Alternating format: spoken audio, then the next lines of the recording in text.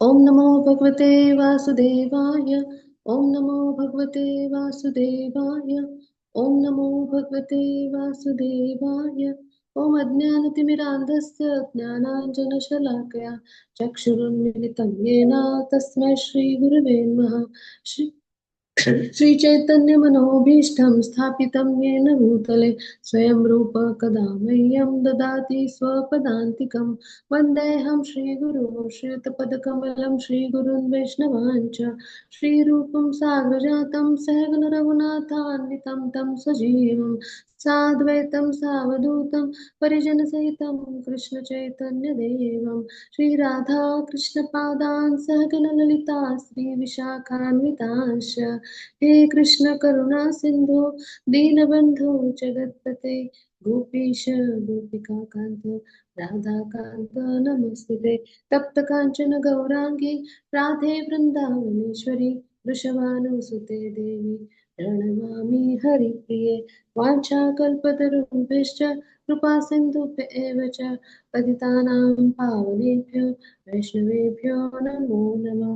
नमो ॐ विष्णुपदाय कृष्णपृष्ठाय भूतले श्रीमते भक्तिवेदान्त स्वामिन् इति नामिने। नमस्ते सरस्वती देवे गौरवाणी प्रचारिणे निर्विशेष शून्यवादी पाश्चात्यदेशतारिणे। जय श्री कृष्ण चैतन्य प्रभु नित्यानंद श्री अद्वैत गदाधर श्रीवासादि गौर भक्तवृंद। हरे कृष्ण कृष्ण कृष्ण हरे हरे हरे राम राम राम हरे हरे हरे कृष्ण कृष्ण कृष्ण हरे हरे हरे राम राम राम हरे हरे। श्री राधा गोविंद की जय। श्री चैतन्य महाप्रभु की जय। श्री प्रभुपाद की जय। गुरु महाराज की जय। हरे कृष्ण सर्वांना। सर्वांचं इस्कॉन बेंगलोरच्या वतीने मी आजच्या या आपल्या 6व्या दिवशी आपल्या 6व्या अध्यायासाठी हार्दिक हार्दिक स्वागत करते। आता हरे आपण कृष्ण दंडवत प्रणाम माताजी। हरे कृष्ण प्रभू सदा प्रणाम। तर आता आपण आपला जो 6वा अध्याय आहे तर त्याची सुरुवात करूया की ज्याचं नाव आहे ध्यान योग। तर हे चित्रात पहा जे ध्यानस्थ झालेले जे आहेत तर ते आहेत कोण आहेत? तर उद्धवजी आहेत। आता पुढे जाऊ आपण। तर ध्यान योग म्हणजे काय आणि ध्यान योगाची प्रणाली म्हणजे काय आणि मग सर्वश्रेष्ठ योग कोणता, तर आपण हे सगळं आज समजून घेणार आहोत। आता योग म्हणजे काय, तर भगवान यांच्याशी जोडले जाणे आणि मग ध्यानाच्या स्तरावर म्हणजे ध्यान म्हणजे ध्यानानुसार म्हणजे ध्यान लावून कशा पद्धतीने भगवान यांच्याशी जोडलं जाऊ शकतो आणि मग खरा योगी कोण आहे हे सगळं आपण आज समजून घेणार आहोत। आता पुढे जाऊ। हा माताची पुढची स्लाइड घेऊ। हा श्री श्री राधा गोविंदांच्या चरणी आपण सादर प्रणाम करू। त्याचबरोबर आपण भगवान श्याम सुंदरांच्या चरणी सादर प्रणाम करू आणि त्यानंतर पुढच्या स्लाइडवर येऊ। हा माताजी पुढच्या स्लाइडवर श्रील प्रभुपादांचे आपण आशीर्वाद घेऊया आणि आपण पुढच्या स्लाइडच्या अभ्यासावर येऊ। हा माताजी पुढच्या स्लाइडवर येऊ। मग काल आपण पाहिलं की म्हणजे जो कर्माचा संन्यास घ्यायचा की कर्म करायचं, म्हणजे सगळ्या ज्या वस्तू आहेत त्या सगळ्या भगवान यांच्याशी संबंधित आहेत। मग हे जाणता जर भौतिक स्तरावर वस्तूंचा त्याग केला तर मग तो अपूर्ण वैराग्य होईल।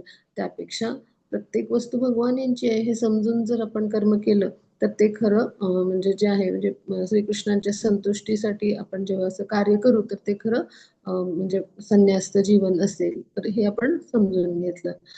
मग आता आपण म्हणजे जे आहे तर निष्काम कर्म जे आहे तर ते कसं बंधनातून मुक्त करतं हे आपण पाहिलं। आणि मग भगवान यांच्यावरती जे आहे तर सदैव लक्ष आपण केंद्रित कसं करू शकतो, म्हणजे काय, तर भगवान हेच सर्वोच्च नियंत्रक आहेत। त्याचबरोबर भगवान जे आहेत तेच आपले परोपकारी हितचिंतक मित्र आहेत आणि त्याचबरोबर भगवानच परमानंदाचं ठिकाण आहे। तर हा पीस फॉर्म्युला आपण अभ्यासला। आता पुढे जाऊ आपण। हा मग त्याची पुढच्या स्लाइडवर येऊ. हा मग आता आपण जे आहे अष्टांग योग पद्धती अभ्यासणार आहोत. मग अष्टांग योगातले टप्पे अभ्यासणार आहोत. मग मनाला हे संयमित करायचं तरी कसं, मग हे सगळं आपण अभ्यासणार आहोत. म्हणजे अभ्यास तो कोणते म्हणतात श्रीकृष्ण, म्हणजे अभ्यास करून म्हणजे प्रयासाने. आणि मग हा अभ्यास म्हणजे काय करायचं हे पण समजून घेणार आहोत. आणि मग अयशस्वी योग असतात ते 2 प्रकारचे असतात. मग त्यांचं गंतव्य काय असतं, आणि मग भक्ती योग जर सर्वोच्च योग असेल तर मग कृष्ण भावना काय आहे, हे आपण सगळं समजून घेणार आहोत. आता पुढे जाऊ आपण. मग त्याची पुढच्या हा आता पहा, योग म्हणजे काय आपण समजून घ्यायचं. योग म्हणजे काय, की भगवान यांच्याशी आपण जोडले जाणे, भगवान यांच्याशी असलेला आपला संबंध प्रस्थापित करणे. आता अशा पद्धतीने इतक्या अवघड आसनामध्ये आता हे जे नागासाधू दिसत आहेत, तर अशा पद्धतीने भगवान यांच्याशी आपण जोडले जाऊ का? बिलकुल नाही, हो की नाही. आता पुढे जाऊ. हा मग त्याची पुढच्या चित्रावर येऊ. मग आता अशा पद्धतीने शीर्षासन करून मग शीर्षासन जे आहे ते असे बराच वेळ म्हणजे स्वतःभोवती रिंगण आखून करून असं बरेच दिवस शीर्षासनात राहून अशा पद्धतीनं भगवान यांच्याशी आपल्याला आपला संबंध प्रस्थापित येईल का? म्हणजे असा करू शकू का आपण? तर बिलकुल नाही, अवघडच जाईल ना. हे सगळे शारीरिक व्यायामच होतील जास्त, आणि मग आपल्याला भगवान यांच्यावर लक्ष केंद्रित करायला तर बिलकुलच नाही जमणार. आता पुढे बघू आपण. त्याची पुढची स्लाइड घेऊ. तर इथे पहा, या व्यक्तीने काय केलंय, आपलं अर्ध म्हणजे म्हणजे आपला मानेपर्यंतचा भाग थोडक्यात, वरचा अर्धा भाग, वरच्या शरीराचा अर्धा भाग, तो मानेपर्यंतचा भाग म्हणजे, तर तो काढून घेतलाय. मग असं घुसमटून आपल्याला कधी भगवान यांच्यावर आपलं ध्यान केंद्रित करता येईल का? तर बिलकुल नाही येणार. आता पुढे जाऊ. त्याची पुढची स्लाइड घेऊ. यांनी तर अर्धा अंगच म्हणजे आपल्या शरीराचा अर्धा भाग छातीपर्यंत पूर्ण मातीत गाडून घेतलाय. मग अशा पद्धतीने अघोरी कृत्य करून कधी आपण भगवान यांच्यावर आपलं मन, बुद्धी, आत्मा केंद्रित करू शकू का? तर बिलकुलच नाही. आता पुढे जाऊ आपण. आता इकडे पहा, हे जे आहेत ते स्नायूंचे आकुंचन प्रसरणाचे व्यायाम आहेत, एरोबिक्स म्हणतो आपण. तर त्यांनी आपली चटई टाकली व्यायामाची, आणि तिकडे अशा अवघडलेल्या परिस्थितीमध्ये हा मनुष्य जो आहे तो आहे इथे अशा आसनामध्ये. तर अशा अवघडलेल्या परिस्थितीमध्ये आपण भगवान यांच्यावर कसं बरं म्हणजे आपण कसं बरं ध्यान करू शकू? बिलकुलच नाही होणार हे, हो की नाही. आता पुढे बघूया आपण. म्हणजे ह्याला आपण योग म्हणू शकतो का? तर बिलकुलच नाही. आता इकडे तर हे काय करतायत, तर नृत्य करतायत, एरोबिक्स जे म्हणतो.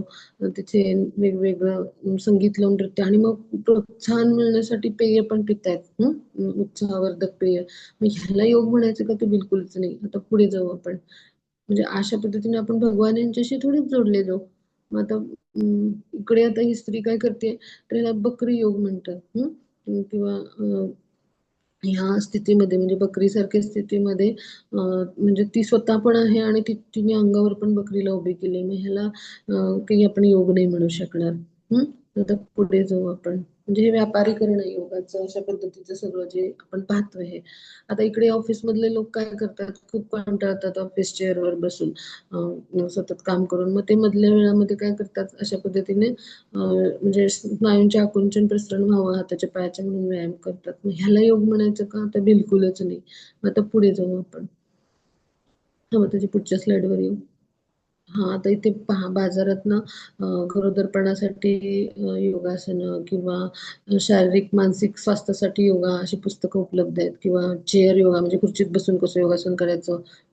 मग मार्जार योग म्हणून मांजरासारखं कसं उलट म्हणजे डोकं खाली, आणि वरती पाय असं कसं उलट राहायचं, म्हणजे शीर्षासनासारखं असं राहायचं. असे किंवा बिझनेससाठी योगा, असे भरपूर बाजारामध्ये पुस्तकं उपलब्ध आहेत. पण ह्याला योग म्हणता येणार नाही. हे योगाच्या नावाखाली हे केलं गेलेलं व्यापारीकरण आहे. आता पुढे जाऊ आपण. त्याची पुढच्या स्लाइडमध्ये. म्हणजे इकडे पण आता खूप अशी योगाची पुस्तकं आहेत, म्हणजे तर वजन कमी करण्यासाठी योग, म्हणजे असं सगळं काही आहे. योगाची series, business series, desktop yoga म्हणजे कॉम्प्युटर जे करतात म्हणजे सगळं काम त्यांच्यासाठी योगा, असं सगळं भरपूर काही बाजारात उपलब्ध आहे साहित्य. पण ह्याला काही आपण योग म्हणू शकत नाही. आता पुढे जाऊ आपण. हा, मग योग म्हणजे काय तर भगवान जे आहेत तर यांच्याशी युक्त होणे. आता भगवान यांच्याशी युक्त होणे म्हणजे जोडले जाणे, भगवान यांच्याशी संबंध प्रस्थापित करणे. भगवान म्हणजे कोण, अंतस्थ हृदयाचे परमात्मा आहेत, त्यांच्याशी संबंध प्रस्थापित करायचा आहे. मग आता ह्या ध्यान योगामध्ये अष्टांग योग म्हणजे काय तर 8 अंगांनी जोडलं जाणं आणि 8 अंगांचा वापर करून ध्यान जे आहे तर ते केलं जातं. म्हणजे ध्यानामध्ये तुम्ही 8 अंगांचा, 8 सूत्रांचा वापर करता. मग त्याला म्हणायचं अष्टांग योग. म्हणजे अष्टांग योग हे एक साधन आहे ध्यानापर्यंत पोहोचण्याच्या, किंवा त्या काय आहेत तर पायऱ्या आहेत असं आपण समजून घेऊ. म्हणजे किंवा इंग्लिशमध्ये त्याला टूल्स असं म्हणतो ना आपण, तर टूल आहे ते. तर म्हणजे थोडक्यात पायऱ्या आहेत. आता या पायऱ्या कोणत्या आहेत, 8 अंगांचं मिलन म्हणजे 8 टप्प्यांनी ध्यान जे आहे ते होतं. मग सर्वात पहिल्यांदा काय आहे तर यम. मग यम म्हणजे काय तर यम म्हणजे आपण बाह्य जीवनामध्ये आपलं सामाजिक जीवन जे असतं तर तिथे आपण वेगवेगळ्या पद्धतीचे म्हणजे आचरण करत असतो. मग तिथलं आचरण आपलं कसं पाहिजे तर योग्य पद्धतीचं हवं. म्हणजे कसं तर आपण कुणाला त्रास होईल अशा पद्धतीचं आपण वागणूक करू नये, किंवा आपलं वर्तन किंवा बोलणं म्हणजे हिंसात्मक बोलणं पण असू नये आणि हिंसा म्हणजे कोणाच्या अंगावर धावून गेलोय, मारलोय असं नको. मग त्यानंतर दुसरं म्हणजे काय की सत्याचं आचरण, आपण नेहमी खरं बोलावं आणि खूप खरं बोलून पण एखाद्याला दुखवू नये. म्हणजे वाणीची हिंसा पण नाही करायची. पण म्हणून एखाद्याला म्हणजे खुश करण्यासाठी म्हणून आपण खोटं पण नाही बोलायचं. मग अशा वेळी बोलणं टाळायचं. सत्याचं आचरण. मग आता दुसरं म्हणजे काय की चोरी नाही करायची, किंवा अशा कुठल्या मार्गाने म्हणजे धन नाही अर्जित करायचं. आणि त्याचबरोबर त्याला अस्तेय म्हणायचं. आणि अपरिग्रह म्हणजे काय की वेगवेगळ्या मार्गांनी जे म्हणजे संपत्ती गोळा करून, धन करून साठवून ठेवतात, तर असं पण नाही, संचय नाही करून ठेवायचा, जितकं जे आवश्यक आहे. त्याचबरोबर अजून एक त्यात तत्व येतं, म्हणजे आपली पत्नी सोडून दुसऱ्या स्त्रियांना माता समजायचं. तर हे जे आहे ते आपलं बाह्य जीवन जे आहे ना, सामाजिक स्तरावर मनुष्य जे जगतो, तर ते योग्य सभ्य स्तरावर असावं ह्यासाठीचे हे बाह्य स्तरावरचे नियम आहेत.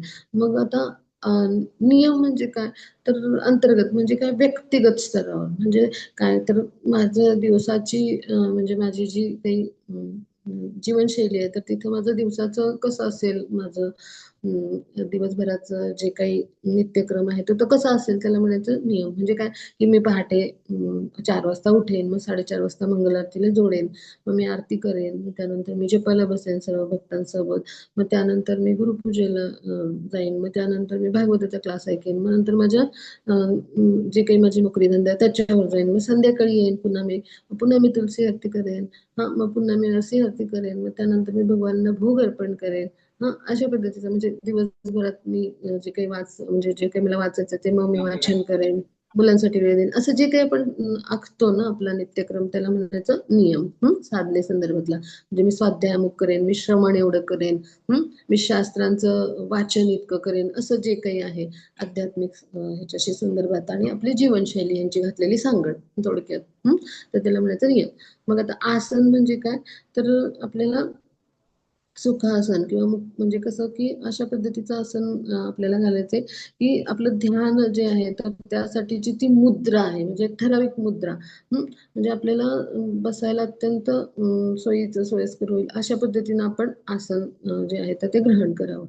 आता ह्याच्या संदर्भात अजून मुद्दे येतीलच, पण थोडक्यात आसन म्हणजे काय तर आपली योग्य ती मुद्रा की त्याद्वारे आपण काय करत असतो की शारीरिक व्यायाम किंवा त्याद्वारे आपण काय करत असतो तर शरीर बलवान बनवत असतो.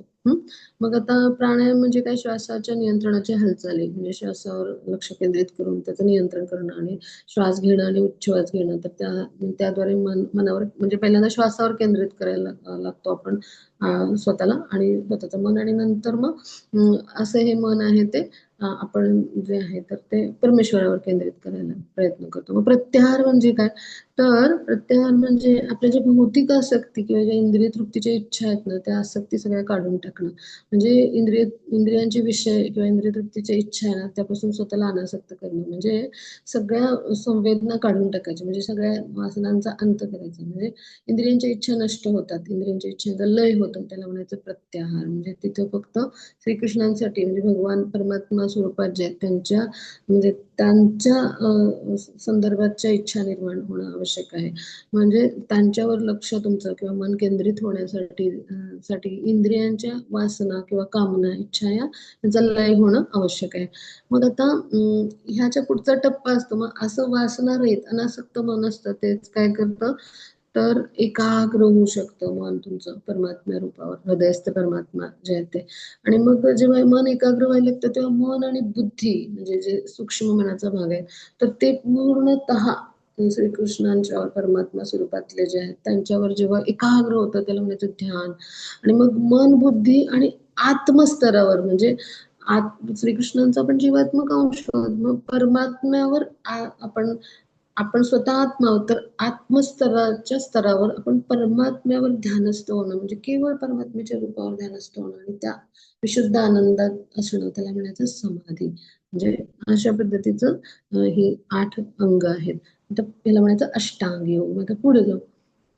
हा म्हणतात म्हणजे सत्ययुगामध्ये ध्यान योगाचं जे आचरण होतं ह्याच्या पुढची स्लाइड म्हणते. सत्ययुगामध्ये ध्यान योगाचं आचरण केलं जायचं कारण त्यावेळेला वयोमर्यादा खूप असायची आणि त्यामुळे काय व्हायचं की हजारो लाखो वर्ष ध्यानस्थ असायचे पहा जे ऋषीमुनी असायचे किंवा जे योगी असायचे ते.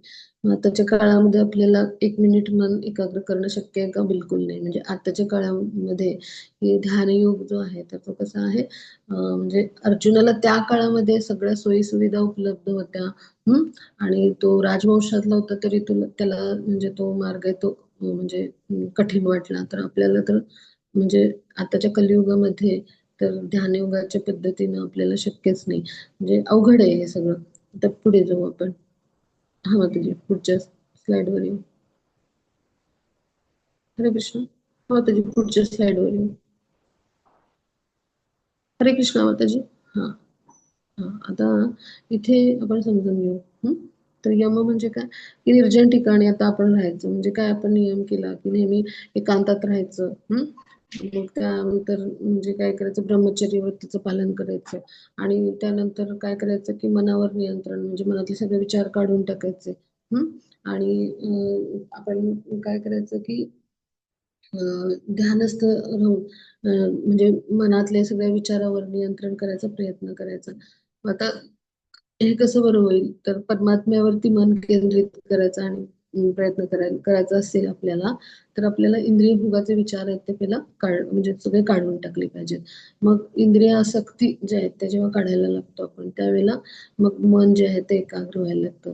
मनामध्ये संभोगाचे विचार आहेत मनामध्ये अशा पद्धतीचे जे म्हणजे वेगवेगळ्या इंद्रिय भोगांचे विचार आहेत तर कधीच आपण मन जे आहे तर ते नियंत्रित करू शकणार नाही. नियम म्हणजे काय तर आपले जे आहार आहे तर त्याच्यावर नियंत्रण किंवा झोपणं किंवा निद्रा ह्याच्यावर किंवा आपलं कार्य याच्यावर नियंत्रण करणं म्हणजे तर आपल्या व्यक्तिगत जीवनामधल्या गोष्टी आहेत. म्हणजे आता अति आहार आहे तर तो निद्रेला कारणीभूत असतो. म्हणजे तमोगुणीच आहे त्यामुळे भरपूर निद्रा येते पहा. आणि मग अशी व्यक्ती जी आहे तर अति आहार आहे तर ती तमोगुणी असेल तर ती मग योग्य पद्धतीनं त्याचं मन एकाग्र नाही होऊ शकणार किंवा अत्यंत करमणुकीची साधनं किंवा आपण सोशल मीडियाचा वापर या सगळ्यामध्ये म्हणजे जर आपण व्यस्त असतो तर आपण मग मन एकाग्र नाही करू शकणार. आपली झोप सुद्धा व्यवस्थित होणं आवश्यक आहे. म्हणजे झोप जी आहे तो जो अति म्हणजे झोपतो तर मग तो तमोगुणीच असतो. मग याची झोप सुद्धा 6 तास आवश्यक आहे म्हणजे जे आहे तर ते आवश्यक आहे आपल्या शरीराला. मग तशी झोप होणं आवश्यक आहे.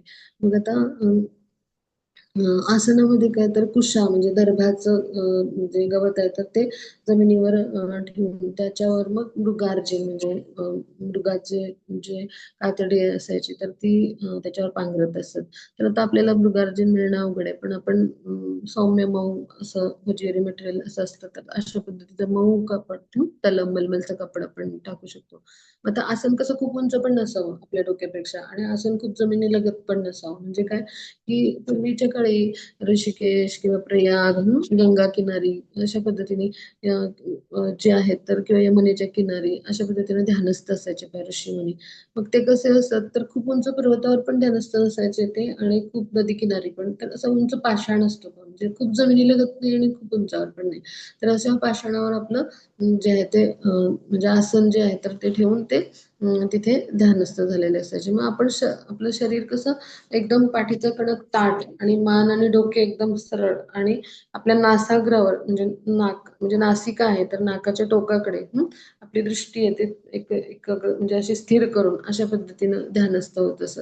मग आता अशा पद्धतीनं काय करायचं तर आपण ध्यानस्थ होताना आपलं जे म्हणजे लैंगिक जीवन आहे त्यापासून पूर्णपणे मुक्त असावं म्हणजे ब्रह्मचर्य व्रताचंच पालन करणं आवश्यक आहे पहा.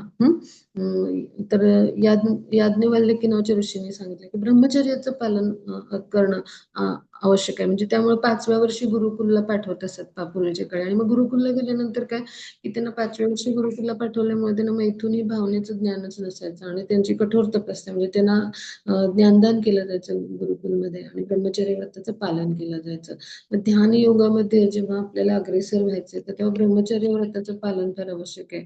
म्हणजे योगाच्या नावाखाली असे शारीरिक अंगविक्षेप करून आणि संभोग करून मांसाहार करून अशा पद्धतीनं नाही शक्य होणार. योगयुक्त होता नाही येणार किंवा ध्यान योगाचं जे स्थित आहे ते साध्य नाही करता येणार. तर मग आता ब्रह्मचर्य व्रत जे आहे तर त्याचं पालन गृहस्थ जीवनात भक्ती योगामध्ये कसं करता येतं तर गृहस्थ जीवनामध्ये संयमित गृहस्थ जीवन आपण म्हणतो. तर अशा पद्धतीने जेव्हा पालन होतं तर त्याला गृहस्थ जीवनातलं ब्रह्मचर्य म्हणतं. मग असं म्हटलं जातं. पण आता कसा भाग आहे की भक्ती योगामध्ये काय होतं किंवा कृष्ण भावना मध्ये तर जेव्हा एखादा व्यक्ती कृष्णांच्या सेवेमध्ये भक्तिमय प्रेममय सेवेमध्ये रममाण होतो तर त्यावेळेला आपोआपच त्याची जी इंद्रिय असतात ना तर ते इंद्रिय तृप्ती किंवा अशा गोष्टी ज्या आहेत इंद्रिय तृप्तीच्या त्या ज्या आहेत त्या टाळतात म्हणजे टाळायला लागतात आणि त्याची सगळी इंद्रिय जी आहेत तर ती भगवत सेवेमध्ये स्वतःला समर्पित करतात आणि म्हणजे त्याद्वारे आपोआपच विरक्ती येत जाते त्याला आणि म्हणजे त्याला वेगळं काही करावं लागत नाही कृष्ण भावनेमध्ये. हे कृष्ण भावनेमध्ये जेव्हा एखादा व्यक्ती दृढ होतो किंवा कृष्णाच्या प्रत्येक सेवेमध्ये दृढ होतो तर त्याचं हे वैशिष्ट्य आहे. आणि मग असा व्यक्ती तो सर्वोच्च योगी मानला गेलाय. कारण तो काय जे काही करतो तो कृष्णांच्या संतुष्टीसाठी. मग कृष्णांच्या संतुष्टीसाठी तो आवश्यक असणाऱ्या गोष्टींचा स्वीकार करतो आणि ज्या आवश्यक नाहीयेत त्या त्यागून टाकतो. म्हणजे अनुकूलस्य संकल्प प्रतिकूलस्य वर्जनम. जेवढ्या अनुकूल गोष्टी आहेत त्या स्वीकारतो, प्रतिकूल आहेत त्या त्यागून टाकतो. मग अशा पद्धतीने त्याचं कार्य घडतं. पण इथे काय करायला लागतं आपल्या मनाला जे आहे तर या सगळ्या इंद्रिय तृप्तीच्या विषयांपासून परावृत्त करायला लागतं आणि मनाला अशा पद्धतीने लैंगिक म्हणजे जे जीवन आहे त्याच्यापासून पण मुक्त करून मनाचं जे सगळं म्हणजे जे आहे एकाग्रता ती भगवत रूपावर करावी लागते आणि त्यावेळेला धोके आहेत की काही सुप्त इच्छा जर आपल्या आल्या वरती तर पुन्हा पतन होऊ शकतं अशा योग्यांचं. मग आता प्राणायाम म्हणजे काय तर श्वास बाहेर सोडणे म्हणजे उच्छ्वास आणि श्वास आत घेणे. तर ह्या जे श्वासांची हालचाल आहे तर ह्यांचा रोज सराव करायचा. त्यामध्ये पण बरेच प्रकार आहेत. मग दीर्घ श्वसन वगैरे तर असे प्रकार आहेत पुन्हा प्राणायाममध्ये बरेचसे. मग त्या पद्धतीनं श्वासांच्या हालचाली ज्या आहेत त्या नियंत्रित करायच्या. म्हणजे पहिलं श्वासावर लक्ष केंद्रित करायचं. मग त्यानंतर मन एकाग्र व्हायला लागतं. मग ते मनातले जे विचार आहेत तर ते वेगवेगळे विचार काढून टाकायचे आणि तिथे परमेश्वराचे विचार परमात्म्याचे विचार म्हणजे परमात्म्याच्या सुंदर रूपाचे विचार आणायचे आणि मग त्यानंतर बुद्धीद्वारे म्हणजे बुद्धीमध्ये म्हणजे जे काही संचय असतो आणि त्यानुसार पण आपण विचलित होत असतो वेगवेगळे प्रसंग आठवून तर त्याद्वारे पण स्वतःला संयमित करायचं स्वतःची बुद्धी आणि मग आत्मस्तरावरती जे आहे तर ते एकाग्र व्हायचं परमात्म्याच्या रूपावर. मग ह्याला म्हणायचं ध्यान म्हणजे समाधी. तर हे सगळे टप्पे आहेत अष्टांग योगामधले. मग आता पुढे जाऊ आपण. हा माताजी पुढच्या स्लाइड वर येऊया. हरे कृष्ण माताजी पुढच्या स्लाइड वर येऊ. हरे कृष्ण. हरे कृष्ण माताजी.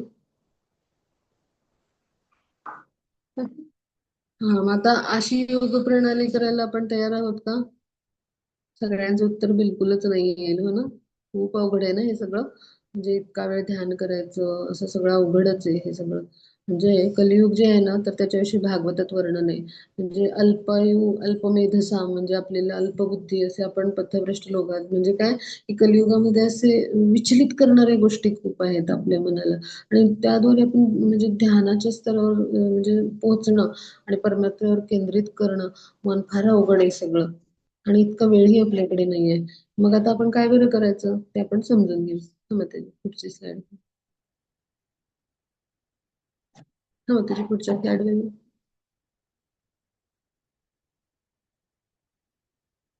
हा.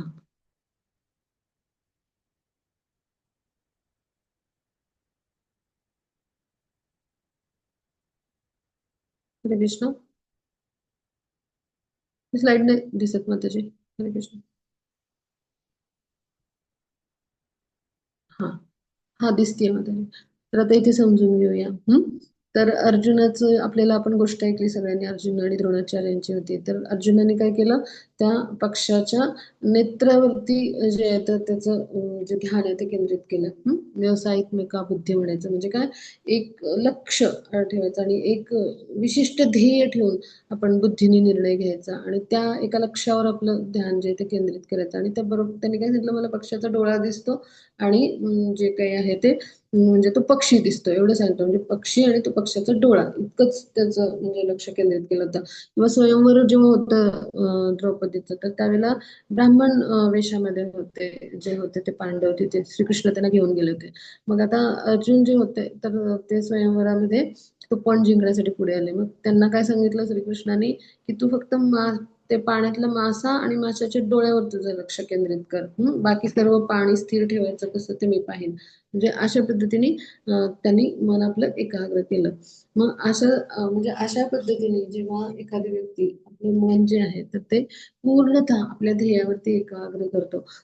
आणि त्याचबरोबर श्रीकृष्णांचं परमात्मा म्हणजे जे श्रीकृष्णांचं परमात्मा स्वरूप आहे म्हणजे काय की तो त्यांचं विस्तार रूप आहे त्यांचा अंशात्मक विस्तार आपण म्हणू तर त्या हृदयस्थ परमात्म्यावर जेव्हा मन केंद्रित करतो आपलं मन आत्मा ह्या स्तरावर तो स्वतःला म्हणजे पूर्णतः परमात्म्याशी एकरूप करतो तेव्हा त्याला म्हणायचं ध्यान योग. म्हणजे वैदिक वाङ्मयामध्ये आत्मा या शब्दाचा अर्थ मन शरीर असं घेतला जातो आणि आत्मा आणि बऱ्याचदा ध्यान योगामध्ये जेव्हा मन म्हटलं जातं तर तेव्हा म्हणजे मनाला संयमित करणं असा त्याचा अर्थ होतो आणि त्याद्वारे आत्मस्तरावर स्वतःला परमात्म्याशी एकरूप करणं म्हणजे परमात्म्याच्या रूपावर ध्यान करणं असं म्हणतात.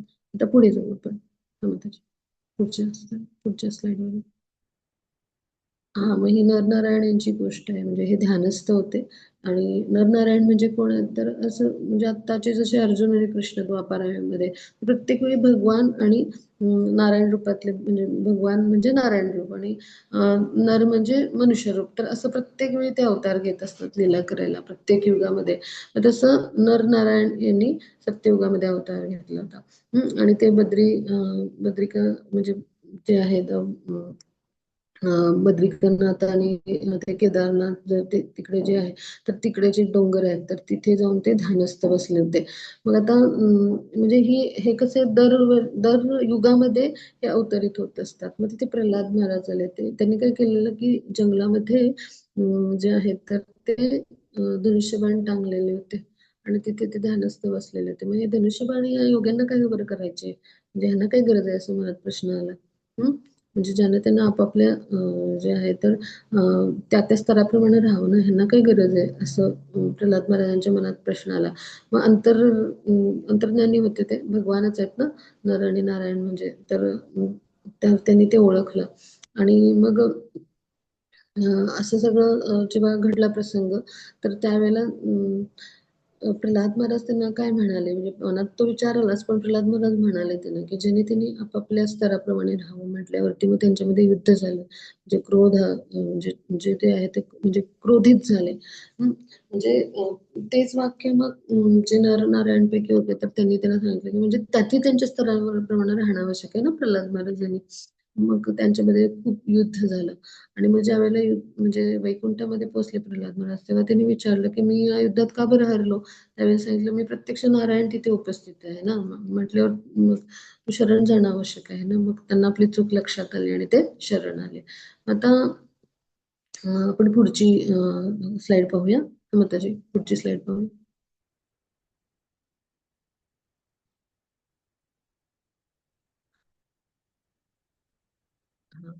आता ही जी कथा आहे ती अर्जुनाची आहे. अर्जुनाला युद्धाआधी भगवान शिवजींची कृपा संपादन करून त्यांच्याकडून पशुपती अस्त्र जे आहे ते हवं होतं. मग त्यांनी काय केलं, ध्यानस्थ म्हणजे व्हायला सुरुवात केली जंगलामध्ये.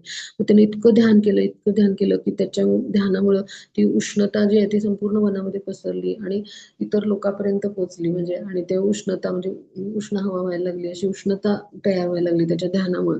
आणि तिथले ऋषी मुनी जे आहेत त्यांच्यामध्ये त्याची चर्चा सुरू झाली आणि इतर लोकांपर्यंत ती चर्चा गेली. मग भगवान शिव आहेत त्यांनी परीक्षा घ्यायचं ठरवलं अर्जुनाची. आणि मग त्यांनी काय केलं, एका पारध्याचं रूप घेतलं. पारधी शिकारी जो असतो ना त्याचं.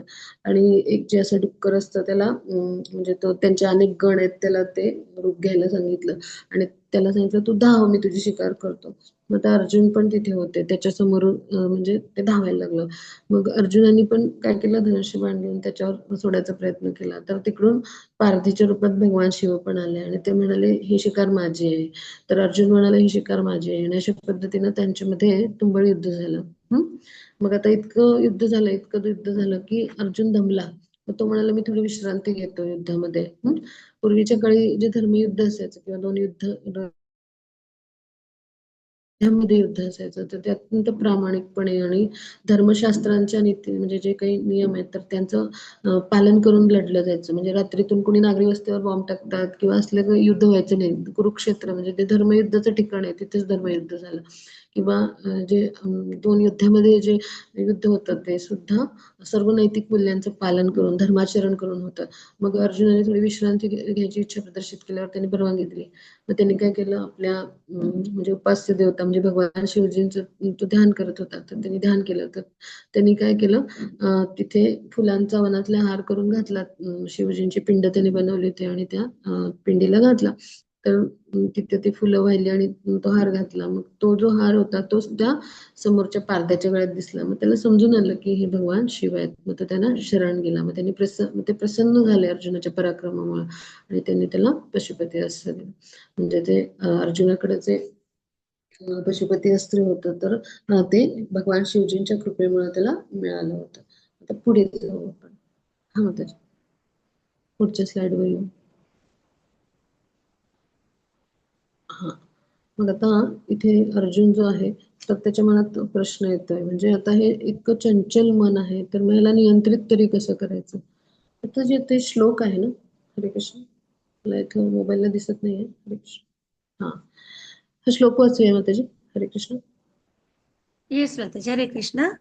चञ्चलं हि मन कृष्ण प्रमाथि बलवदृढम् तस्याहं निग्रहं मन्ये वायोरिव सुदुष्करम्. हरे कृष्ण. हरे कृष्ण. खूप खूप धन्यवाद माताजी. तर आता अर्जुन काय म्हणतोय, मन इतकं चंचल आहे की जो वायू आहे ना त्याला म्हणजे एक वेळ जे आहे तर ते नियंत्रणात आणणं सोपं आहे. पण या मनाला नियंत्रणात आणणं असं खूप अवघड आहे बघ.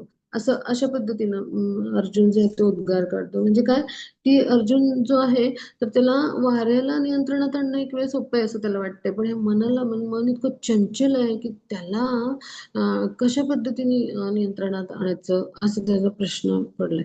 म्हणजे काय की अर्जुन जो आहे तर त्यांनी जे आहे तर ते म्हणजे अशा पद्धतीने युद्ध जे केलं होतं आणि तिथं जो पराक्रम गाजवला होता तर त्यावेळेला अशा अनेक युद्धामध्ये त्यांनी भाग घेतला होता. तर एकदा त्याला जे आहे ते अग्निदेवाची भूक जी आहे तर ती भागवायची होती.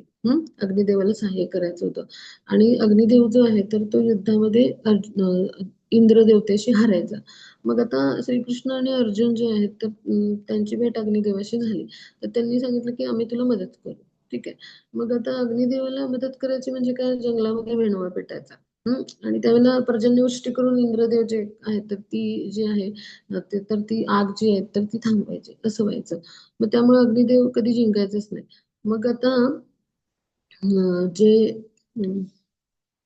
अर्जुन आहेत तर त्यांनी काय केलं, इंद्राशी युद्ध केलं. मग इंद्राने काय केलं, आपले जे मित्र आहेत वेगवेगळे त्यांचा सुद्धा उपयोग केला युद्धतंत्रामध्ये. मग वायुदेवता म्हणजे कोण, वारा, तर वायुदेवतेचं पण त्यांनी मदत घेतली. मग आता वायुदेवाने काय केलं की ती आग जी आहे ती विझवण्यासाठी सोसाट्याचा वारा सोडला.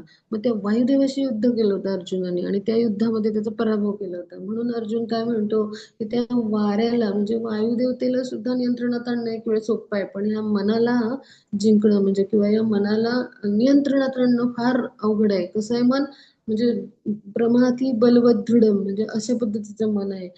मग या निग्रही मनाला कसं बरं नियंत्रणात आणायचं, असा अर्जुनाचा प्रश्न आहे. आता ध्यान योगाद्वारे फार अवघड परिस्थिती आहे की आपण म्हणजे ह्या कलियुगामध्ये मनाला नियंत्रणात आणणं. पण निश्चितच कृष्ण भावनेमध्ये आपण मनाला नियंत्रणात आणू शकतो. पहा, म्हणजे कृष्णांच्या संतुष्टीसाठी प्रत्येक कार्य आपण करतो तेव्हा निश्चितच आपली इंद्रिय जी आहेत तर ती कृष्ण सेवेमध्ये समर्पित होतात. आणि दुसरी गोष्ट म्हणजे की कलियुगामध्ये मनाला शांती देणारा किंवा मनाला संयमित ठेवण्यासाठी हरे कृष्ण महामंत्राचा जप जो आहे तर तो चैतन्य महाप्रभूंनी करायला सांगितले. आणि कलियुगाचं नाम संकीर्तन यज्ञ हा युगधर्म आहे, तर त्याचं जर आपण पालन केलं तर निश्चितच आपलं मन जे आहे ते नियंत्रित होऊ शकेल. आता पुढे जाऊ आपण. पुढच्या स्लाइडवर.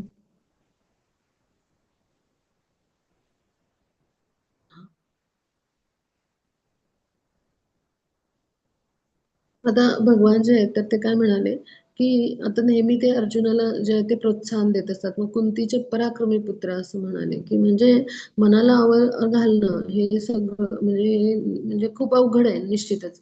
पण अभ्यासाने म्हणजे काय, अभ्यासेन तू कौंतेय म्हणजे अभ्यास म्हणजे काय, नवविधा भक्ती म्हणजे भक्ती करून जी आहे आणि ती कशी 9 अंगांनी भक्ती करून म्हणजे काय, तर भगवान यांच्या लीलांचं श्रवण करायचं, भगवान यांच्या जे आहेत पवित्र नामाचं जप, कीर्तन, संकीर्तन करायचं, त्यानंतर स्मरण करायचं भगवानांच्या रूपांचं.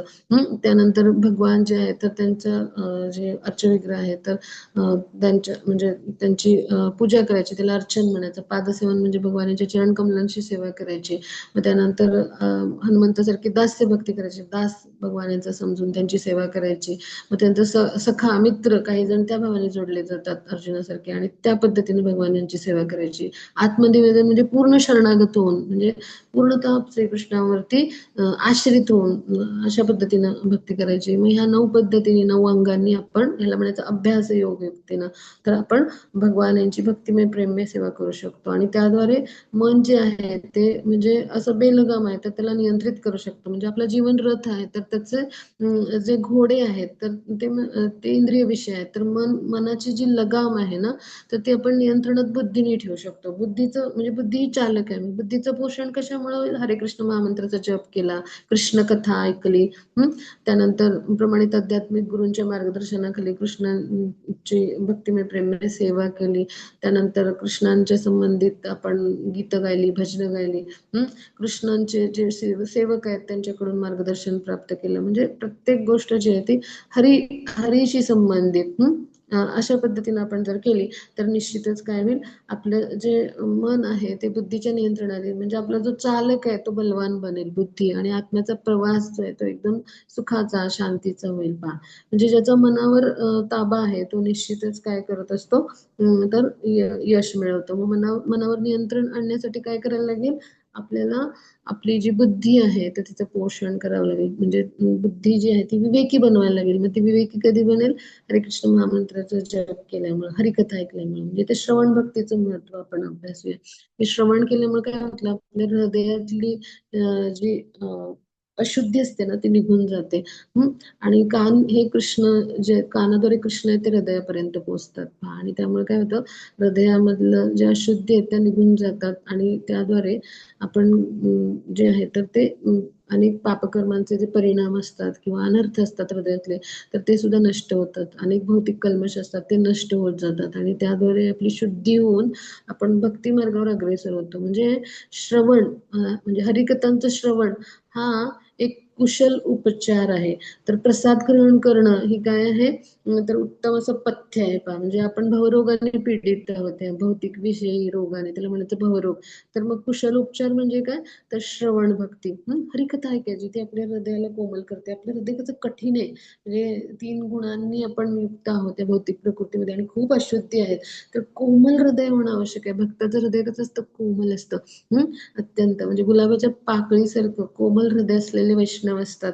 आणि प्रसंगी वज्रासारखं कठीण हृदय असलेले जे आहेत ते वैष्णव बनतात. म्हणजे आपली विश्वातली जी महान युद्ध आहेत ती सगळी वैष्णवांनी लढली पहा, आणि उच्च कोटीचे वैष्णव होते. म्हणजे वैष्णव म्हणजे फक्त तिलक लावणं, कंठी घालणं नाही, तर प्रसंगी ते खूप कोमल हृदयाचे असतात आणि हरिभक्ती करणारे असतात आणि हरींच्या चरण कमलांशी सदैव असतात. सवय मन कृष्ण पदारविंदे, म्हणजे काय, कृष्णांच्या चरण कमलांचा त्याने आधार घेतलेला असतो. मग अशा पद्धतीचं जेव्हा आपलं आचरण होईल तेव्हा निश्चितच आपलं मन जे आहे ते संयमित होईल. आता पुढे जाऊ आपण, त्याची पुढच्या स्लाइडवर येऊ.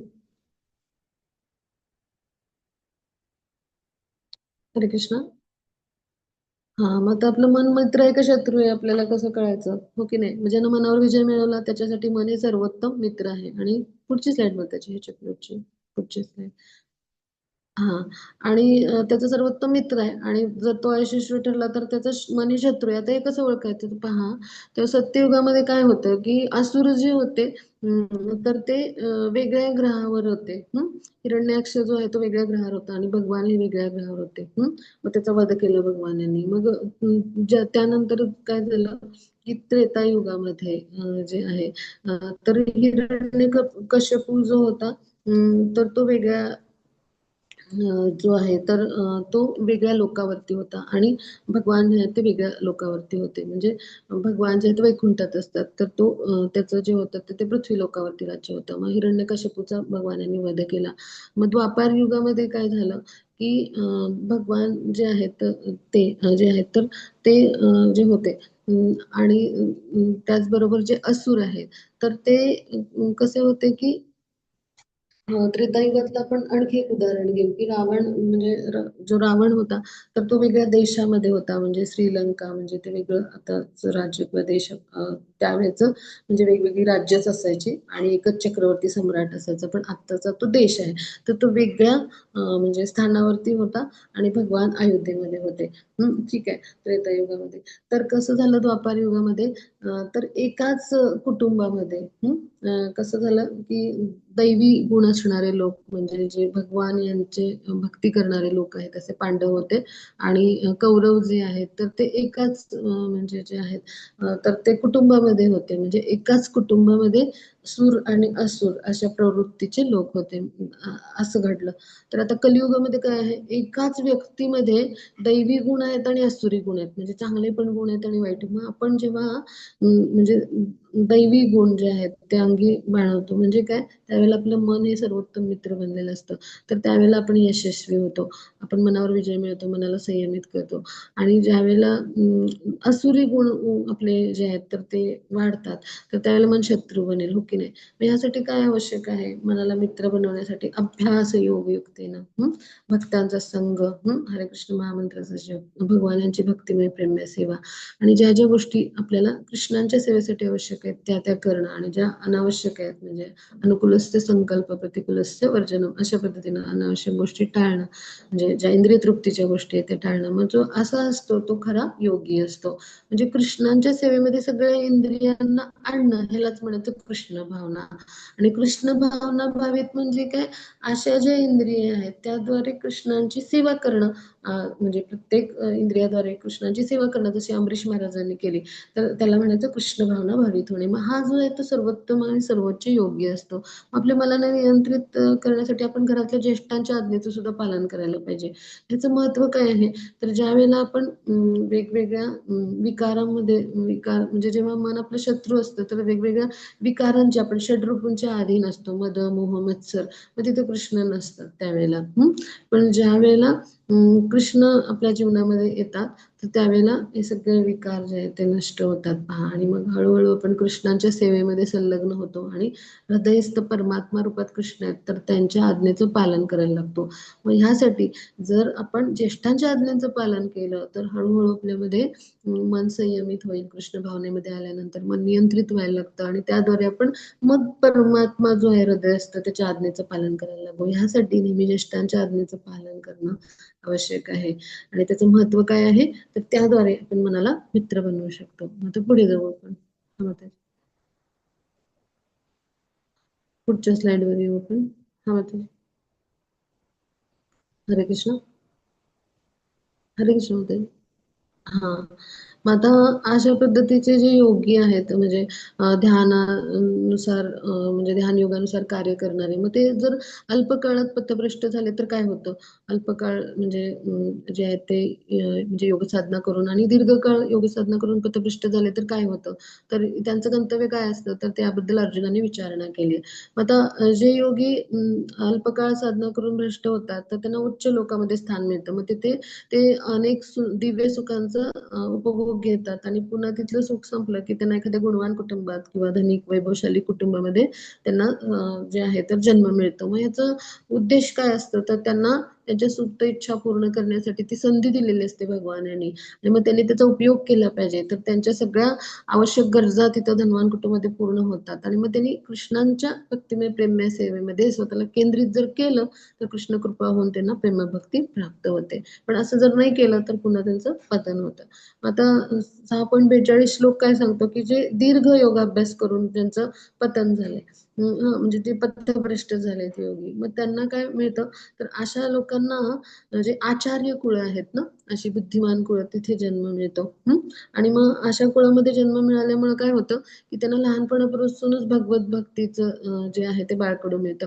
आणि त्यामुळे काय होतं की असे जे आचार्य आहेत तर ते आचार्य परंपरेशी जोडले गेलेले असे अनेक कुळ आहेत भारतामध्ये.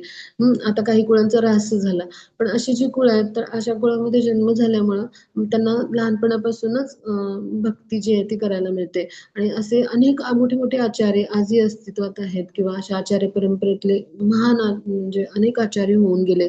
मग आपलं खूप मोठं सौभाग्य आहे की भक्ती सिद्धांत सरस्वती जे आपले आहेत तर श्रील प्रभुपाद यांचे गुरु तर हे महान आचार्य परंपरेतले म्हणजे त्यांचे पिता होते म्हणजे भक्तिविनोद ठाकूर आणि श्रील प्रभुपाद हे सुद्धा म्हणजे अशा म्हणजे अशा आपण म्हणू की धर्माचरणी आणि अशा म्हणजे भक्तिपरायण कुटुंबातले होते म्हणजे आचार्य परंपरेतले कुटुंबातले होते. आणि त्यामुळं असं झालं की आपल्यासारख्या सामान्य भक्तांचा लाभ झाला पहा त्यांच्याकडून. इतकं सुंदर साहित्य म्हणजे जे आहे आध्यात्मिक साहित्य म्हणजे भगवद्गीता भागवत असे अनेक ग्रंथांचं लिखाण आणि भक्ती सेवेचा प्रचार प्रसार झाला. तर हे आपलं खूप मोठं सौभाग्य आहे. म्हणजे अशा भक्तपरायण घरामध्ये जन्म जेव्हा मिळतो आचार्य कुळामध्ये तर तेव्हा अशा योग्यांचा उद्धार होत असतो. पुढे जाऊ. हा माताजी. पुढची स्लाइड घेऊया.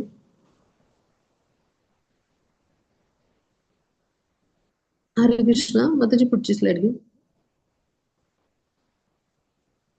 हा मग आता सर्वश्रेष्ठ योगी कोण नारद मुनी जे आहे तर त्यांनी काय केलं भक्ती देवीचा प्रचार प्रसार केला. त्यांनी जाणलं की शास्त्रांच्या माध्यमातून भगवान हे पूर्ण पुरुषोत्तम भगवान कसे आहेत आणि भगवान यांच्या लीला कथा जाणल्या आणि त्यांनी काय केलं स्वतःला म्हणजे आजीवन भगवत सेवेमध्ये समर्पित केलं. असे श्रेष्ठ योगी म्हणजे कोण नारद मुनी. तर पुढे जाऊ आपण. हा माताजी पुढच्या स्लाइडवर येऊ.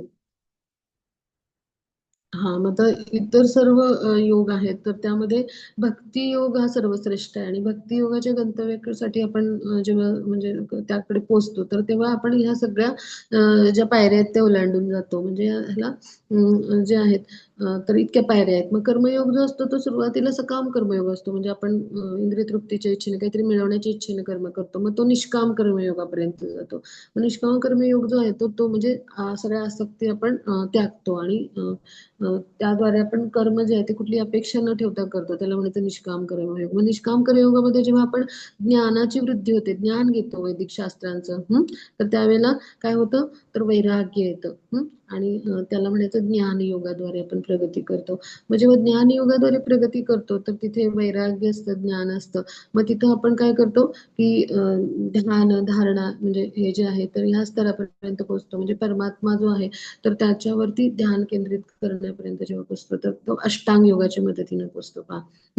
आणि त्याद्वारे परमात्म्याची आपण प्राप्ती करत असतो. म्हणजे परमात्म्यावर ध्यान जे आहे तर ते एक केंद्रित करत असतो. आणि ह्याच्याही पुढे जाऊन आहे तो भक्ती योग. म्हणजे भगवान जे आहे तर त्यांच्या भक्तिमय प्रेममय सेवेमध्ये आपण स्वतःला समर्पित करत असतो. मग जर आता हिमालय म्हणजे हे जर शिखर असेल म्हणजे सर्वोच्च असं तर म्हणजे हिमालय जे सर्वोच्च पर्वत शिखरांमध्ये मोडतं. तर मग आता त्याच्यामध्ये अनेक उंच उंच शिखर आहेत हिमालय पर्वतावरती. मग त्यामधलं एव्हरेस्ट हे माउंट एव्हरेस्ट जे आहे ते म्हणजे सर्वोच्च शिखर आहे. मग तसं भक्ती योग जो आहे तर त्याच्यामध्ये कृष्ण भावना म्हणजे कृष्ण भावनामृत किंवा कृष्ण भावनेमध्ये दृढ होणं म्हणजे कृष्ण भावना हे त्याचं एव्हरेस्ट शिखर मानलं जातं. इथे केवळ आणि केवळ भगवान यांना शरण जाणं आणि त्यांची भक्तिमय प्रेममय सेवा. भगवान यांच्या संतुष्टीसाठी प्रत्येक इंद्रिय जे आहे ते संलग्न करणं ह्याला म्हणायचं कृष्ण भावना. आणि कृष्ण भावना भावित असा जो व्यक्ती असतो तो सर्वश्रेष्ठ योगी असतो. मग योगाची ही शिडी आहे ह्याच्या सुरुवातीच्या टप्प्याला जे आहे तर आपण योगारूढ म्हणतो आणि अंतिम टप्प्याला योगारूढ असं म्हणतो. मग यामध्ये काय आहे की सर्वश्रेष्ठ असं त्याचं शिखर म्हणजे जर ते हिमालय असेल भक्तीमधली सर्वोच्चता तर त्यातलं सर्वात उंच शिखर माउंट एव्हरेस्ट. तर ते म्हणजे काय आहे कृष्ण भावनामृत आहे. ते पुढे जाऊ आपण. मग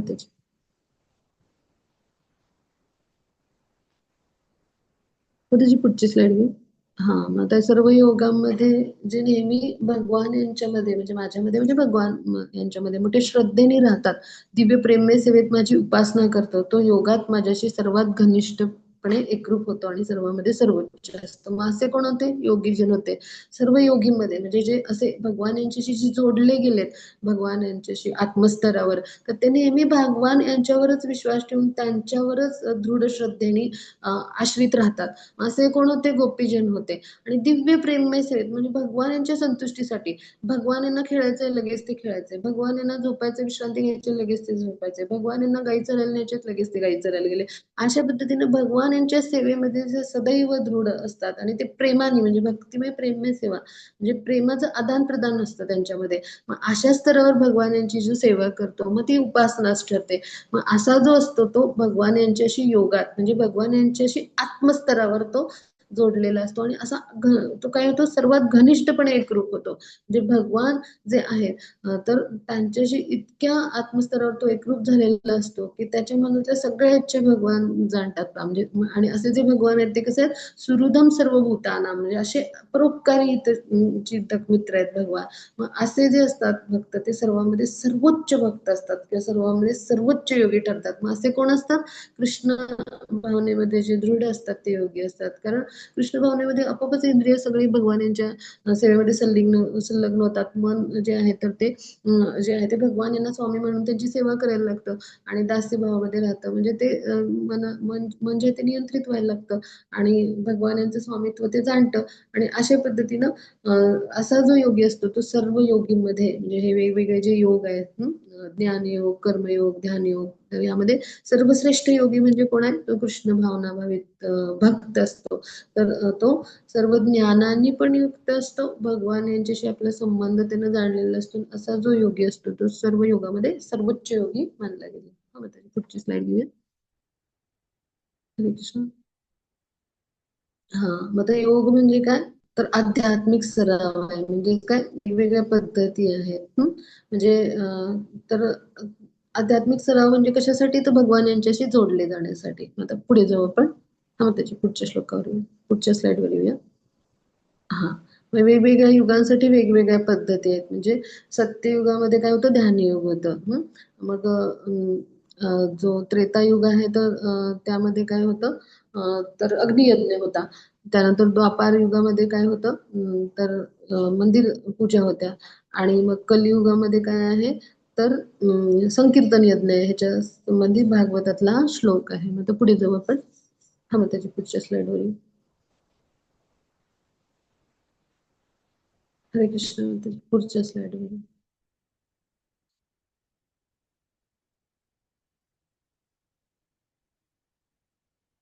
हा, ह्या स्लाइडचा अर्थ इथे दिलाय. मग आता खर्चिक यज्ञ करणं आपल्याला काही शक्य नाही आताच्या काळामध्ये. सत्ययुगासारखं ध्यान करणं शक्य नाही आणि एवढ्या मंदिरात विस्तारित पूजा करायला जायला, एवढ्या भव्य पूजा करायला जायला पण आपल्याला शक्य होईल असं नाही. मग सगळ्यात सोपा मार्ग काय आहे? कलियुगामधला नाम संकीर्तन यज्ञ, म्हणजे भगवान यांच्या पवित्र नामाचा जप. मग तो आपण निश्चितच करू शकतो, हो की नाही? आता पुढे जाऊ आपण. हा माताजी, पुढच्या स्लाइडवर येऊ.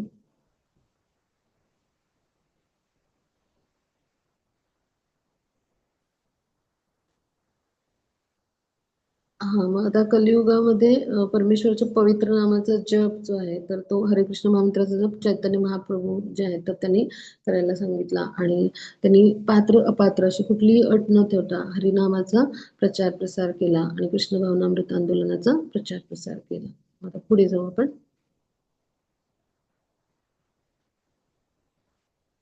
हा, त्याची पुढच्या स्लाइडवर. हा, मग आता लिफ्टनी पण जाता येईल आपल्याला आणि जिन्याने. मग आता हरिनामाने म्हणजे आपण हरे कृष्ण महामंत्राचा जप करणं आणि कृष्ण भावनामृताचं जे आहे तर त्यानुसार आचरण करणं म्हणजे लिफ्टनी जाण्यासारखं आहे, हो की नाही? हे बाकीचे जे मार्ग आहेत म्हणजे जे कर्मयोग, ज्ञानयोग, ध्यान योग, अष्टांग योग, म्हणजे हे जे आहे तर हे सगळं आपल्याला खूप म्हणजे अवघड जाईल सगळं आणि हे जिन्याने जाण्यासारखं आहे. आपल्याला काय आवडेल? लिफ्टनी जायला, हो की नाही? आता पुढे जाऊ आपण. हा, मग त्याची पुढच्या स्लाइडवर येऊया.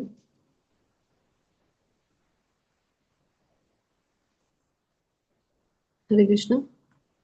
हा, मग आता कलियुगामध्ये म्हणजे कशा पद्धतीने भगवान यांचा अवतार होईल हे गुप्त रूपात म्हणजे श्लोकाच्या माध्यमातून भागवतात लिहिलं होतं आणि त्यांचं प्रयोजन काय असेल हे पण लिहिलं होतं. तर ह्या श्लोकाच्या माध्यमातून कृष्णवर्ण तुषा कृष्णम सांगो सांगोपांगास्त्र पार्षदम यज्ञे संकीर्तन प्राय रेजंती ही सुमेधसा. म्हणजे सुमेधसा म्हणजे असे बुद्धिमान लोक आहेत तर ते काय करतील? नामस्मरण करतील आणि असा भगवान यांचा अवतार होईल की त्यांचे सगळे जे पार्षद आहेत त्यांना घेऊन आणि अस्त्र-शस्त्र म्हणजे कोण?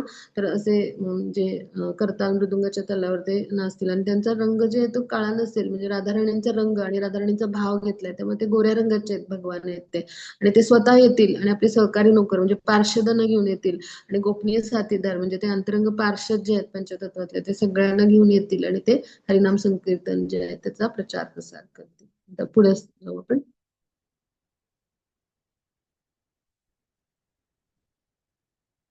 हा, मग मनाला जो तारतो, त्रायते मना, तो म्हणजे मंत्र. असं त्याची मंत्राची व्याख्या आहे. मग हरे कृष्ण महामंत्राचा जप हे आपल्यासाठी महत्वाचं. तर पुढे जाऊ आपण. ह्याची पुढची स्लाइड महत्वाची. तो हरे कृष्ण महामंत्राचा जप जर आपण केला तर निश्चितच आपलं मन संयमित होईल. मग आपले जे आपले ब्रह्मचारी आहेत किंवा आपल्या मंदिराचे जे भक्त आहेत तर ते संकीर्तन करतात. नगर संकीर्तन कशासाठी करतात? तर आपण सकाळी उठून एखादं गाणं किंवा एखादं काही लावलं तर आपण ते दिवसभर गुणगुणत असतो, हो की नाही? मग तसं पहाटे उठून जप करण्याला महत्व आहे आणि ब्रह्ममुहूर्तावर जप करावा.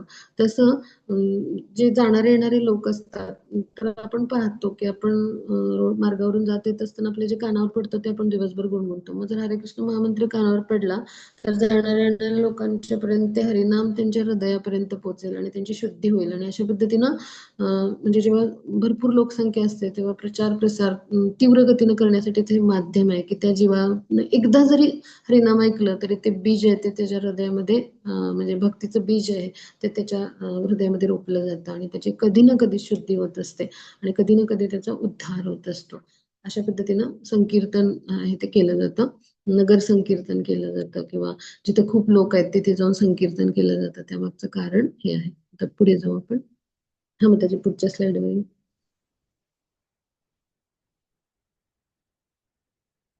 हा, मग शास्त्रातील नामस्मरणाच्या साठी जे संदर्भ आहेत ते आपण अभ्यासू आता. त्यातले 4 संदर्भ आपण अभ्यासूया. हा, मग त्याच्या पुढे जाऊ.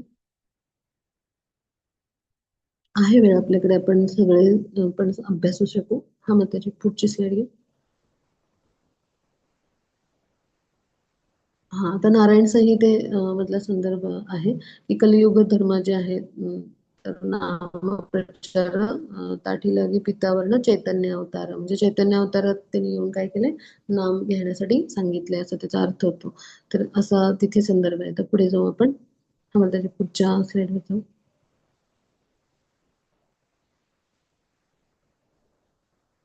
हरे कृष्ण. हरे कृष्ण माताजी. हा, मग कृष्ण यजुर्वेदातील काली संतरण उपनिषद मध्ये पण अशाच पद्धतीचा संदर्भ दिलाय की हरे कृष्ण महामंत्र जो आहे, तर हा म्हणजे षोडशकम नमन काली कल्मषा नाशनम नथ परतरोपय सर्व वेदेषु दृश्यते, म्हणजे हे 16 अक्षरी जे नाम आहे ना, ते म्हणजे कलियुगामधलं कलियुगामधले जे परिणाम आहेत सगळे, तर ते नष्ट करण्यासाठी उपयोगी आहे, अशा पद्धतीनं त्याचं वर्णन आहे. मग पुढे जाऊ आपण. हा, मग त्याची पुढची स्लाइड घेऊ. हरे कृष्ण.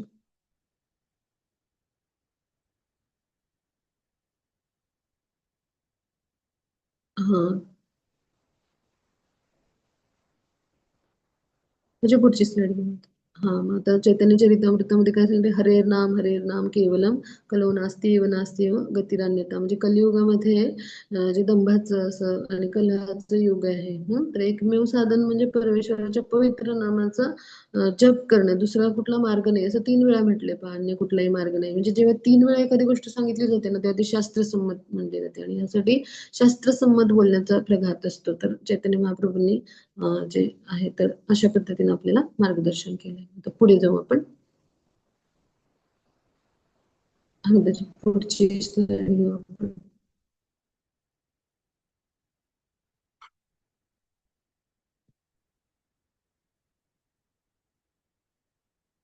त्याच्या पुढची स्लाइड घेऊ माताजी.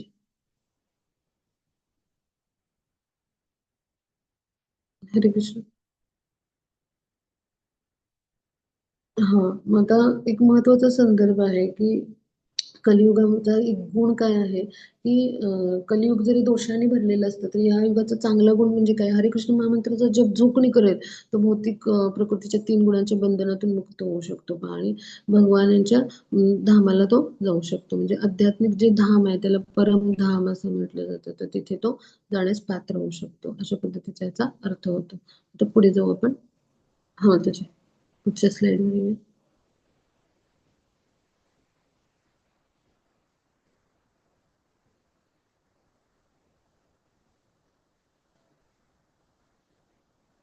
भागवतामधला हा श्लोक आहे. तर यज्ञांच्या मधला यज्ञानाम जप यज्ञोस्मी असं म्हटलंय भगवद्गीतेमध्ये, म्हणजे यज्ञामधला जप यज्ञ म्हणजे भगवान स्वतः आहेत. 10.25 हा श्लोक येतो. त्याच्या पुढे जाऊ, म्हणजे शास्त्र संदर्भ आहे ते. हा, मग त्याच्या पुढची स्लाइड घेऊ.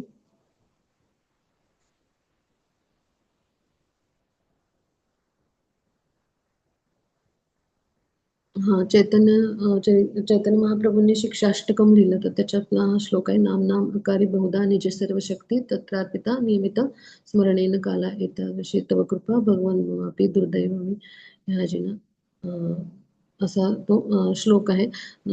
अर्धाच लिहिलाय तो, नानुरागा असं पुढे शब्द आहे. तर या सगळ्याचा अर्थ काय होतो की पवित्र भगवान नाम जे आहे ना, तर ते म्हणजे भगवान यांचं जे पवित्र नाम आहे, तर ते म्हणण्यातच भगवान यांचं म्हणजे भगवान यांचं नाम घेण्यातच जीवाचं सौभाग्य आहे. आणि कृष्ण आणि गोविंद या नामामध्ये सगळं सामर्थ्य जे आहे ते सामावलेलं आहे.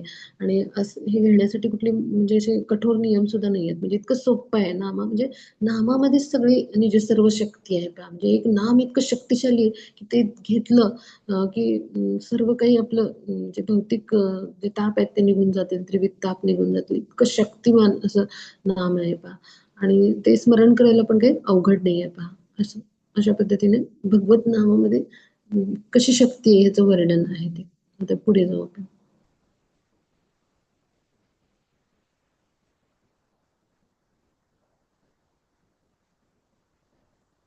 ह्याच्या पुढची स्लाइड घेऊ. हा, मग आता महामंत्राचा जप करताना काही नियम आहेत. मग पंचतत्व मंत्राचा आपण जप करायचा. पुढे जाऊ ना त्याची.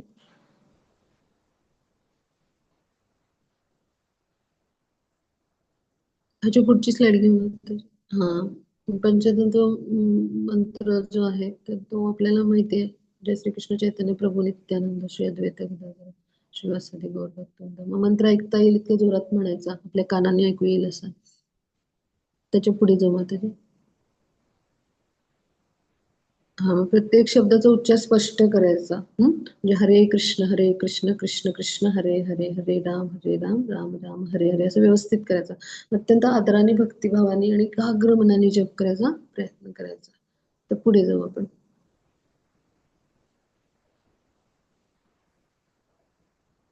पुढची स्लाइड. हा, मग कुठल्याही स्थळी बसून, कुठल्याही दिशेला बसून आपण जप करू शकतो. चालताना सुद्धा आपण जप करू शकतो. स्नान केलं पाहिजे असं पण काही नाही. आपल्याला जसं जमेल तसं आपण जप करू शकतो. पण ब्राह्ममुहूर्तावर जर उठून जप केला तर निश्चितच अधिक चांगलं त्याचं महत्व आहे ब्राह्ममुहूर्तावर जप करण्याचं. तर पुढे जाऊ आपण. म्हणजे ती सत्व गुणाची वेळ असते, तर त्यावेळेला आपण जप केला तर अधिक लाभदायक होतो. आता पुढे जाऊ. तरी पुढची स्लाइड घेऊ.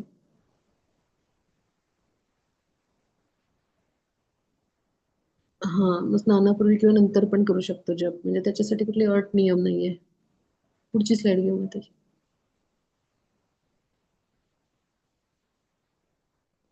हा, मग जप करताना तो साक्षी माला म्हणजे जे काउंटर असतं त्याच्यावर मोजणं चांगलं. म्हणजे आपल्याला एक शिस्त लागते. आणि त्याद्वारे आपली एकाग्रता व्हायला मदत होते. म्हणजे जपाचे जे 108 म्हणी आहेत म्हणजे ते गोपिका आहेत. आणि प्रत्येक वेळी आपण असा भाव ठेवला ना, भगवानांच्या चरण कमलांशी आपण एक तुलसी दल अर्पण करत आहोत प्रत्येक वेळी, प्रत्येक म्हणी ओढताना, तर आपलं एकाग्र मन व्हायला सुरुवात होते. आता पुढे जाऊ आपण. हा, मग त्याच्या पुढच्या स्लाइडवर. महामंत्राचा जप करताना काही शब्द म्हणजे एकच ओळ असा जप करू नये. व्यवस्थित पूर्ण 16 अक्षरी महामंत्राचा जप करावा. आता पुढे जाऊ. माळेतला हा जो मणी आहे मेरुमणी, तर तो ओलांडून जाऊ नये. पुन्हा माळ उलटी फिरवून घ्यायची आणि जप करायचा. तर पुढे जाऊ आपण.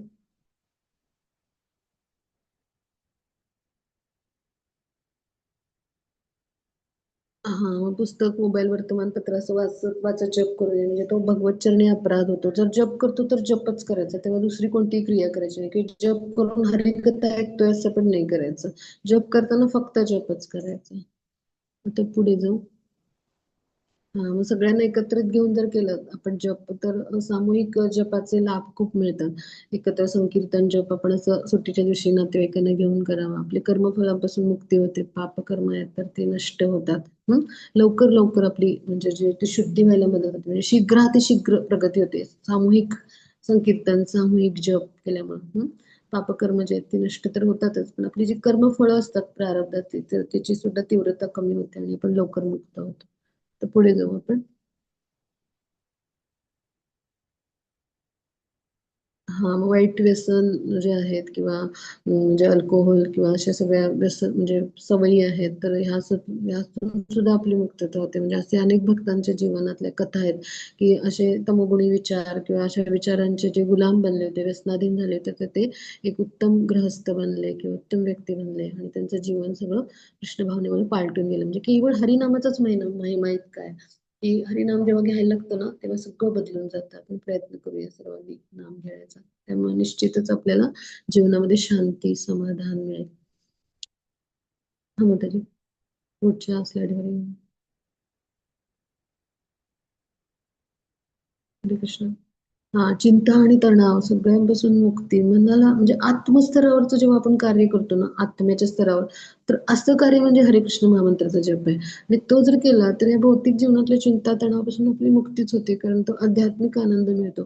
तर असे आपले जे आहेत ते सगळे ब्रह्मचारी आणि असे कार्य करत असतात जेव्हा, तर त्यावेळेला श्रील प्रभुपाद म्हणतात की हे माझे पृथ्वीवर आलेले देवदूत आहेत. म्हणजे अशा आनंदाने ते नाचून गाऊन संकीर्तन करत असतात. पहा. तर पुढे जाऊ आपण.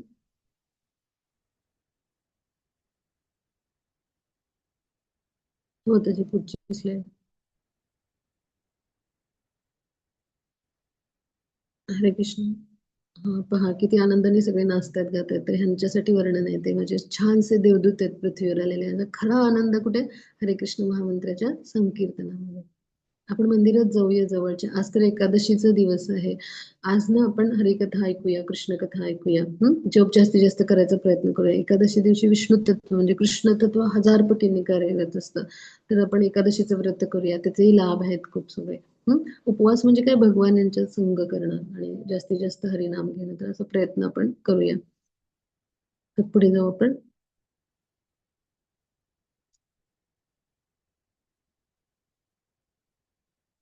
हो, त्याची पुढची स्लाइड. आत्मज्ञान आपल्याला प्राप्त होतं, म्हणजे आत्म्याच्या स्तरावर उन्नत होतं. त्यामुळे हरेकृष्ण महामंत्राच्या जपामुळे आपली शुद्धी होत असते ना, आत्मस्तरावर उन्नत होत असतो पहा.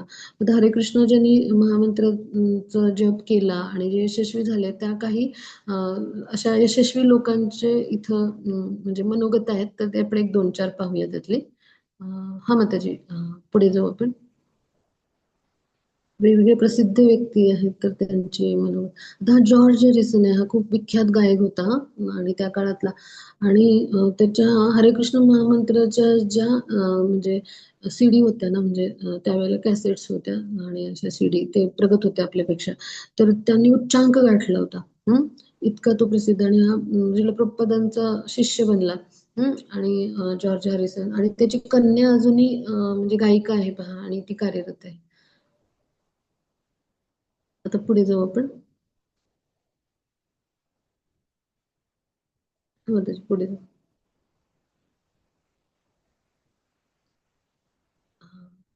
आता हे जे आहे ते महामंत्राचा जप करून त्यांचा अनुभव सांगतात प्रत्येक जण. तर अल्बर्ट ब्रशफोर्ड म्हणजे फोर्ड गाडी जे आहे त्याचे मालक आहेत ना, तर त्यांनी ते जे आहेत श्रील प्रभुपादांच्या संपर्कात आले आणि त्यांचे शिष्य बनले आणि त्यांनी भारतीय पत्नी केली आणि त्यांचे जे आता म्हणजे जे आत्ताचे जे वंशज आहेत पुढचे, तर ते सर्व काही म्हणजे आपला जो महत्वाकांक्षी प्रोजेक्ट आहे मायापूर मधला, तर मायापूर धामातले प्रोजेक्ट साठी ते असे कोटीत म्हणजे देणगी देत असतात आणि त्यांचं खूप विपुल प्रमाणात कार्य सुरू आहे कृष्ण भावनेमध्ये. म्हणजे पहा, म्हणजे मंत्रजपामुळे जीवनातले चढ उतार नाहीसे होतात आणि आत्मविश्वासाने मनशांतीने ते पार करू शकतो असं ते म्हणतात.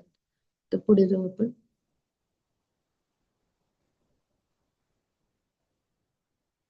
हा, म्हणजे सीमा जे आहे जे सीमा ट्यूब्स आणि बल्बचे जे इन्फो म्हणजे अप्पर इन्फोटेकचे जे मालक आहेत, तर ते म्हणतात की कृष्ण जपापेक्षा मला दुसरा काही आनंद कशात मिळतच नाही, असं अशा पद्धतीने त्यांचे उद्गार आहेत. म्हणजे बऱ्याच वर्षापासून ते जप करतात. म्हणजे असे अनेक भक्त आहेत, तर त्यांच्या प्रतिक्रिया याच्यामध्ये आहेत. हा, मग त्याची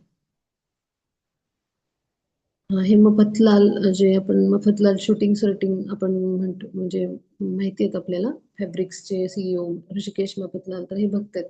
तर ते म्हणाले की मनशांतीचा म्हणजे मनशांतीचा आत्मविश्वासानं सामना करण्यासाठी हरिकृष्ण महामंत्राचा मला म्हणजे जे काही चढउतार येतात त्यांचा सामना करण्यासाठी मला त्याचा म्हणजे त्या जपाचं जे आहे तर ते मदत झाली, अशा पद्धतीने त्यांचं वक्तव्य आहे.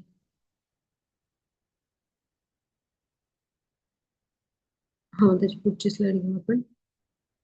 हां, मग आता हे एक मॉडेल होती, तर ती अत्यंत वाईट सवयींनी म्हणजे अशी जी होती, तर ती त्या काळातले म्हणजे वाईट सवयींनी अशा पद्धतीने ती ग्रासली होती. पण ती जेव्हा भक्तीमध्ये आली, तेव्हा इकडे पहा चित्रात ती भक्त बनली. तिने साडी नेसायला सुरुवात केली, जप करायला सुरुवात केली. एक मॉडेल होती ती. ॲन शोफर्सन म्हणून. असे श्रील प्रभुपादांचे अनेक भक्त आहेत. तर हे आपण पाठवून देऊ आपल्याला माहितीसाठी. हे आपण वाचूया, कसा भक्तांनी लाभ घेतला ते. आणि आपण हे लाभ घ्यायचा प्रयत्न करूया. इथे आपण थांबूया माताजी. बऱ्याच स्लाइड्स आहेत, तर आपण बऱ्यापैकी महत्वाच्या सगळ्या घेतल्या. तर आपण थांबलं तरी चालेल. रेकॉर्डिंग स्टॉप करू. हरे कृष्ण. इथे आपला अभ्यास संपलाय. कोणाला काही शंका असतील तर विचारूया.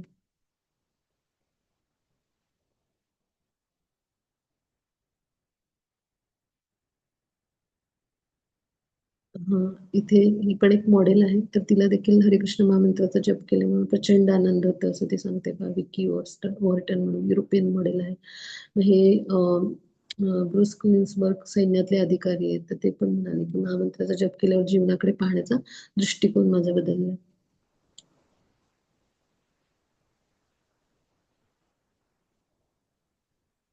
हे जे आहे ते महामंत्रामुळे नैराश्य आणि अज्ञानावरती किती म्हणजे सत्वगुणाची वृत्ती होऊन किती चांगली प्रगती होते. तर हे डेव्हिड वुल्फ म्हणून फ्लोरिडा युनिव्हर्सिटीमध्ये जे प्राध्यापक आहेत तर त्यांनी संशोधन करून हे शोधून काढले बा.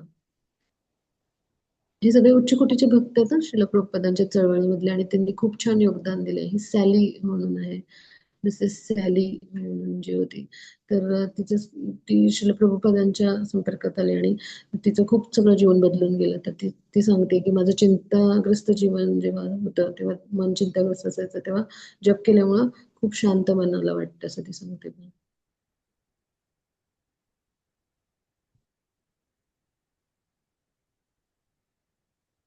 तर हे जे आहेत ते स्पाचे एका मालक आहेत टोरंटो मधले, तर ते पण त्यांचे भक्त होते शिल प्रभुपादांचे. तर अशी शिल प्रभुपादांची जी पुस्तकं आहेत कृष्ण भावनेवरची, ती वाचल्यामुळं मनाला खूप शांती मिळते, असं त्यांनी सांगितलं. जप तर ते करतातच, पण पुस्तकांचं वाचन पण करतात. म्हणजे शिल प्रभुपादांची पुस्तकं वाचणं म्हणजे शिल प्रभुपादांचा संग करण्यासारखं. तर पुढे जाऊ आपण. आपण सगळ्यांनी पण नामजप करूया, हो की नाही? आणि सगळ्यांनी अत्यंत आनंदी राहायचा प्रयत्न करूया. म्हणजे खरोखर मनाला शांती देणारा आणि आनंद देणारा असा हरे कृष्ण महामंत्र आहे. आपण सर्वांनी एकदा म्हणूया, हरे कृष्ण हरे कृष्ण कृष्ण कृष्ण कृष्ण हरे हरे, हरे राम हरे राम राम राम हरे हरे. हरे हरे. कोणाला शंका असतील तर विचारूया. काहींना रात्रीची वेळ असते, लवकर जायचं असतं ना, म्हणून मी क्लास संपल्यासाठी क्लिअर केलं आणि मग जास्तीचे रेफरन्सेस आपण पाहिले. कोणाला काही शंका असेल, कोणाला काही